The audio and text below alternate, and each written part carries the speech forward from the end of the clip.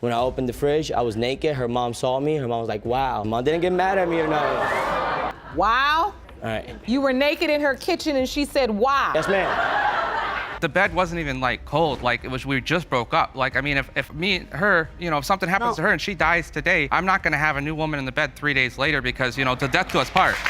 You know? Video? Yeah. Yeah. What was in the video, And, Mr. like, Reed? he was having sex with somebody. Outright, it showed everything. Your ex sent a video of him having sex with somebody else. Yeah, I think sure. he was trying to make me jealous and make me come back to him. Oh, what a hearty hello from our ever-charismatic judge, followed by the unveiling of the case, Salvo versus Gonzalez. This juicy setup introduces us to the intense paternity dispute between Miss Salvo and Mr. Gonzalez concerning their adorable one-year-old Amaya. Oh, it's gonna be a wild ride. Hello, Your Honor. Hello. This is a case of Salvo versus Gonzalez. Thank you, Jerome. Good day, everyone. Ms. Salvo, you claim that around the time you conceived your one-year-old daughter, Maya, you carried on a sexual relationship with the defendant, Mr. Gonzalez. Yes, Your Honor. Just when you thought daytime TV couldn't get any spicier, Miss Salvo lays it all out, claiming she and Mr. Gonzalez were more than just passing acquaintances when she got pregnant with her daughter, Amaya. She's on a mission to prove he's the dad, driven by her fear of Amaya growing up fatherless. Cue the emotional music and close-up shots of teary-eyed audience members. Grab your tissues. This is just the beginning. Desperately want to prove Mr. Gonzalez is her biological father because it will break your heart if she has to grow up without a dad. Yes, Your Honor. Mr. Gonzalez, you state you're also hoping Amaya is your daughter. Yes, Your Honor. But because of Miss Salvo's repeated lies, you have no idea if it's true. Here's where it gets tasty. Mr. Gonzalez steps up, hoping against hope he's the daddy, but also throwing shade with claims of Miss Salvo's not-so-exclusive dating schedule during baby-making season, including a scandalous liaison with his best bud. Oh, the drama! The courtroom's buzzing, and so is my popcorn maker. You argue that Miss Salvo had sex with multiple men, including your best friend, and any one of them could be her child's father. Yes, Your Honor. So, Miss Salvo, how involved has Mr. Gonzalez been in your daughter's life thus far? Hold on to your hats, folks. Miss Salvo isn't having any of Mr. Gonzalez's deflections, insisting he's been MIA in little Amaya's life, even though he knows deep down he's her pops. But Mr. Gonzalez fires back, claiming their casual hangouts were more Netflix and chill than she admits. Who to believe? This plot is thicker than my grandma's chili. I can't stand him. He knows Amaya's his daughter, but he refuses to take care of him. I've never, ever had sex with any Hispanic man but him. I've heard black people. I don't like Hispanic men. I was intoxicated at the time. I was drunk, he came over, he got me at the right time. Okay. And just when you think you've seen it all, Mr. Gonzalez drops a story about a bizarre run-in with Miss Salvo's mom that brings the house down. Awkward laughter, embarrassed glances, and all. It's a comedic relief we didn't know we needed amidst the baby daddy drama. We had sex. I was Did thirsty. you use protection? No, ma'am. I got up. I went to get something to drink in the kitchen. When I opened the fridge, I was naked. Her mom saw me. Her mom was like, wow. Mom didn't get mad at me or nothing. Wow? All right. You were naked in her kitchen and she said, wow. Yes, ma'am. Go ahead with your details, because I will say this, you have come prepared for court with your details. Okay. Go ahead. Hold the phone. The plot thickens as the convo shifts to other potential fathers. Enter the DNA test results that kick Miss Salvo's ex to the curb, confirming he's not the father. Now it's all eyes on Mr. Gonzalez. The suspense is killing me, and I bet you're on the edge of your seat too. Well, you know the only way to truly exclude a potential father in a paternity situation is a DNA test. Yes, ma'am. Did you test your ex at all? I did test him. Oh, you did? Yeah. Okay, and what happened? He's not the father. Well, that's what your evidence is, Miss Salvo. Okay, so you had your ex tested, and it would reveal that he was excluded as a possibility. Yes. Bam! The DNA test results are in. And guess what? Mr. Gonzalez, it has been determined by this court that you are not the father. Mr. McCrory just dropped a bombshell about his doubts regarding his son Keith's paternity, all thanks to some jaw-dropping results from a previous paternity test about his daughter. Yep, you heard that right. He reveals that these doubts have thrown his marriage onto the rocky cliffs of uncertainty, emphasizing just how high the stakes are in this courtroom drama. You can almost hear the collective gasp from the crowd. What's next, you ask? Well, strap in because this roller coaster is just getting started. You have good reason to doubt your son Keith's paternity, and now your marriage is on the rocks. Yes, Your Honor. Ms. McCrory, McCrory, you claim your daughter's results surprised you, but you're confident your husband fathered your 3-year-old son and you hope to prove it today. In your court papers, it says you all broke up for a few days around Keith's conception. Is that true? Yes, Your Honor. Just when you thought it couldn't get any spicier, Ms. McCrory steps up to the confession booth. She admits to a little rendezvous without protection during a temporary split with her hubby, revealing key info that throws a wrench into the already murky paternity waters regarding her son. This confession is a game changer, folks, introducing the spicy possibilities of another dad in the mix for little Keith Jr. Buckle up, because the courtroom is about to turn into a soap opera set. Did you sleep with anyone else? Were you intimate with anyone else? Yes, I was. Did you use protection? No. Had you ever told Mr. McCrory about? No, I didn't. You felt like we're broken It's up. my business. But when you get pregnant, The bed wasn't even like cold, like it was, we just broke up. Like, I mean, if me and her, you know, if something happens to her and she dies today, I'm not gonna have a new woman in the bed 3 days later because, you know, to death do us part. You know? The judge, with a tone that could cut glass, points out Ms. McCrory's bold claims about the paternity of her son, Keith Jr., mirroring her previous overly confident, yet ultimately busted claims about their daughter. It's like deja vu all over again, but with more at stake. This little tidbit has everyone questioning her credibility and wondering if history is repeating itself. Hold on to your gavels, ladies and gentlemen. Things are heating up. we're on the paternity part. And Your Honor, We're on the part where you find out you're I wasn't pregnant married and you at the slept time. with 2. No, I we're was not just- on the marital part. Well, the fact is, it's his kid. 1,000% sure. You're that certain. Yes. But you were also very certain when it came to Nevaeh. I remember this attitude. I don't forget. You acted just like this the last time you were in court about Nevaeh. Just when we thought we'd seen it all, out comes a scandal over some Facebook pictures that Ms. McCrory posted, deemed way too hot for Mr. McCrory's liking. This segment of the show highlights the trust issues simmering between them, adding a dash of personal drama to the legal brew. It's like watching a reality TV show, but with legal consequences. And guess what? There's more drama brewing just around the corner. I mean, Your Honor, these are not Thank pictures you. that a husband would want on her Facebook. I mean, So these are photos that you're afraid she's also sending to men. There's nothing wrong with that picture. yes, Your Honor, No, I 'cause am. it's I not- mean, the first one was just like not too long ago. I wasn't even with him. The first and that's one just pictures, was, like, those pictures have been on Facebook less than 6 months for ago. years, and I don't do that stuff no more. In a heart-wrenching twist, Mr. McCrory pours his heart out about his friendship with the man Ms. McCrory got cozy with during their break. Talk about awkward. His words paint a picture of betrayal and a marriage hanging by a thread, shedding light on his shaken view of fatherhood and partnership. The emotional stakes are sky high, and it's about to get even more intense. Grab your tissues. This was supposed to be my friend and her friend. He comes over our house, he chills out, he would come to the house and drink with us and crash on the couch for the night. And this is the person she slept with? If she's lying to me and it's not my son, I'm not gonna stay with her, I'm gonna leave her. I mean, I'm not gonna be with somebody who lied to me about my son. So the stakes are that high. Yes. Tears are flowing, and not just from the onions you're cutting for dinner. Ms. McCrory is a waterfall in court, completely overwhelmed by the accusations flying and the seismic shifts in her husband's trust post, their last court escapade. It's a pivotal moment that tugs at the heartstrings, showing just how much this case has frayed their emotional fabric. You might want to hold off on that popcorn. Things are about to get even more tear-jerky. Come on back in. What's making you so emotional, man? Because it's his kid. And what, you just feel like you're beat down by the accusations, or what, you have so much on you? Because I feel bad that I don't know who her dad is.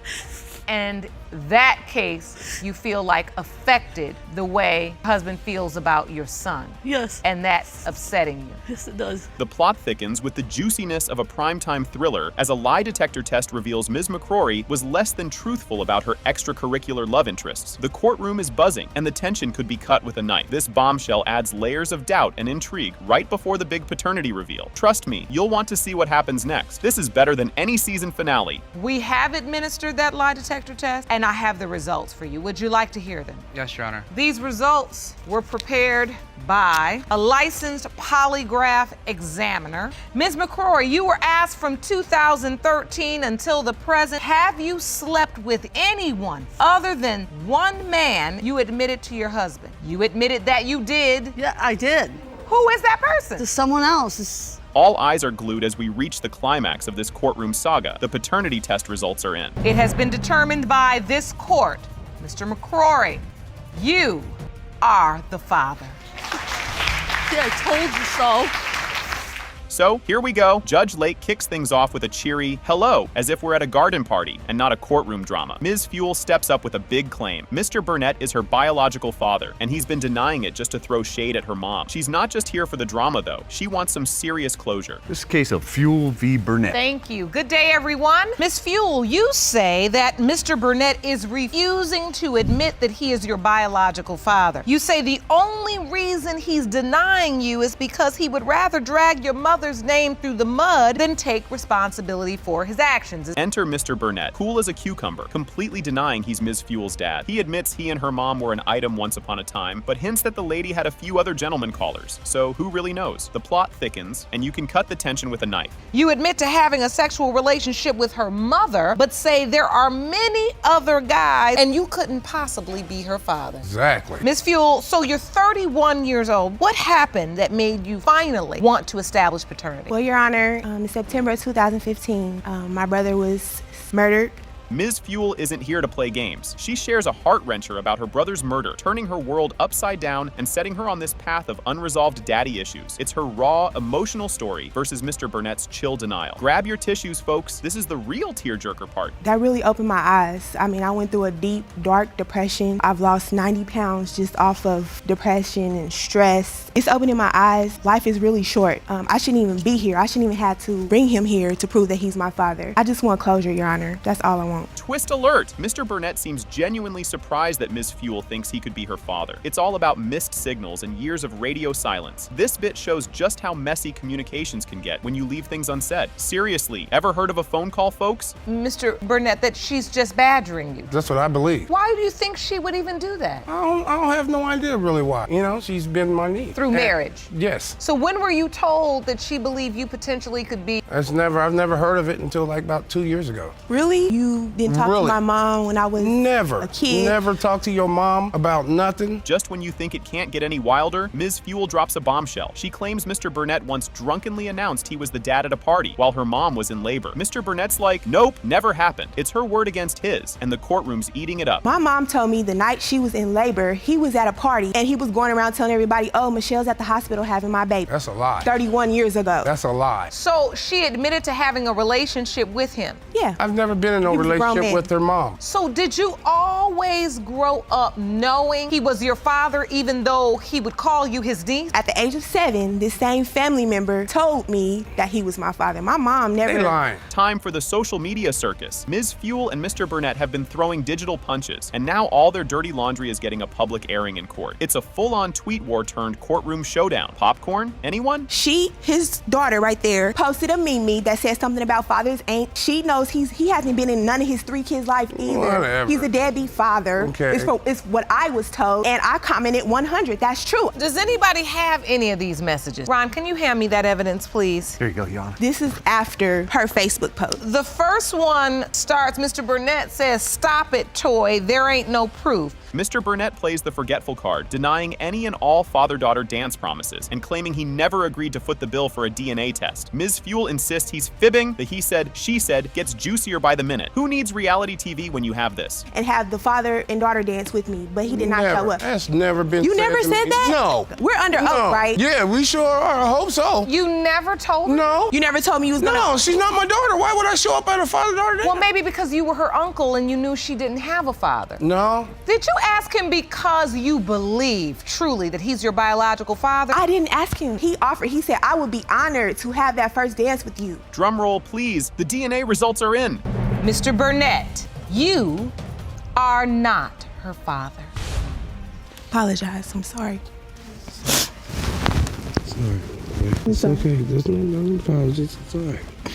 Ms. Whittier steps up, full of fire, claiming Mr. Reed is the dad of her almost 2-year-old son. Mr. Reed, on the other hand, is throwing some serious shade with his medical doubts, causing all sorts of drama and chaos in their love life. Miss Whittier is on a mission, though. She's all into proving he's the father and settle this soap opera once and for all. Hello, Your Honor. Hello. Case of Whittier versus Reed. Thank you, Jerome. Good day, everyone. Ms. Whittier, you say that you are sure Mr. Reed is the father of your 22-month-old son, Lucas. But the defendant's paternity doubts have have led to confiding and tension in your relationship. Now, hold up, this next bit is juicy. Mr. Reed dives deep, sharing his emotional roller coaster over his bond with little Lucas. But those pesky doubts about being the bio dad are gnawing at him. Picture this. Their romance kicked off like a scene from a movie, with Mr. Reed playing hero during a faux drowning mishap. Talk about an icebreaker. They've had their ups and downs, including Mr. Reed taking a timeout from the relationship, leaving both of them in a sea of emotion. Mr. Reed, you believe it is medically impossible that you are Lucas's father. You say you bonded with him at birth and have taken care of him and loved him every time you look at Lucas. All right, Ms. Whittier, if Mr. Reed didn't have this doubt, where do you think the two of you would be right now? I think we would be married, moving on with our lives. The conflict that constantly drags our family down. Just when you thought it couldn't get spicier, enter the ex with a vengeance. Ms. Whittier's former flame throws in a scandalous twist by sending a racy video, cranking up Mr. Reed's jealousy to 11. This guy starts thinking the worst, fueled by neighborhood gossip, leading him to bounce and shack up with an old flame, who, let's just say, isn't on team paternity. All the while, Miss Whittier is dealing with some serious baby drama that's putting their future on the line. Jumps in the pool, so I'm laying in a lawn chair, tan on. And here she goes. I look up, she's in the pool, and I'm right behind her, and I come up looking for her. She's swimming around. That's so cute. It's adorable. I love that child also. You obviously introduced yourself to your real life superhero. Yes. We had dinner later that night. Didn't see each other for about a week. He was there for a reason and I couldn't get him off my mind. So I called and we spent quite a bit of time together. Breathe deep, because here comes a real nail biter. After dodging a major health scare with a blood clot, Ms. Whittier's pregnancy goes DEFCON 1, high risk style. Mr. Reed, maybe feeling a pang of guilt or heroics, comes rushing back to play the supportive partner through a super tense hospital vigil. Enter baby Lucas, arriving in a storm of stress and sporting a rare case of albinism, which has Mr. Reed scratching his head because nobody in his family photo album is flipping through albino genetics. Meanwhile, there's a legal mess because Ms. Whittier is still technically hitched to another guy. Drama, drama, drama. They keep trying to skip over the part I'm asking about. So you're pregnant now. Your ex sends you a picture, a text. It was a video. Video? Yeah. Yeah. What was in the video, And, Mr. Reed? he was having sex with somebody. Outright, it showed everything. Your ex sent a video of him having sex with somebody else. Yeah, I think he was trying to make me jealous and make me come back to him. Are you keeping up? Because it's about to get even wilder. In the courtroom, some brainiac on albinism lays down the genetic law, throwing everyone for a loop on what it means for little Lucas. Mr. Reed's still on the fence, even with all the science talk, but the air's thick with emotion as both parents tangle with what all this means for their pint-sized plot twist. Stick around, the real bombshell is just around the corner. So Mr. Reed was not able to put his name on the birth certificate because by law, your husband is presumed to be father of the child. A man I have Yes, never Your laid Honor. eyes on. So they put your husband's name on They Lucas's. put unknown because I wouldn't give them my husband's name. I left my husband and haven't been in contact with him. But you're not legally divorced. No. And now, for the grand finale, grab your tissues. The DNA results. It has been determined by this court. Mr. Reed, you are the father.